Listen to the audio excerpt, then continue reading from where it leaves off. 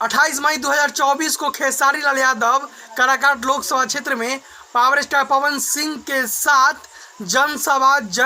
विशाल जन सलाब करने जा रहे हैं। ये वीडियो में थोड़ा सा पावर स्टार पवन सिंह का सुन लीजिए। तो नमस्ते प्रणाम, हम खेसारी लाल यादव और हम आ रहल बनी अपना बड़का भैया पवन सिंह जी के समर्थन में 28 मई 2024 के काराकाट लोकसभा क्षेत्र में तो जिंगर वो लोग इन प्यार दे के अपना पवन के इतना बड़ा कहनी वही का प्यार और आशीर्वाद दे के इतना बड़ा कर दिया और इतना बहुमत से जिताई, भारी मत से जिताई कि सिर्फ इंडिया ही ना बल्कि विदेश में भी काराकाट के चर्चा होके। ऐसा लागत है जो काराकाट में ही चुनाव होता, पूरा इंडिया में होता जरूर लेकिन लागत है जो काराकाट में ही एगो खाली चुनाव होता।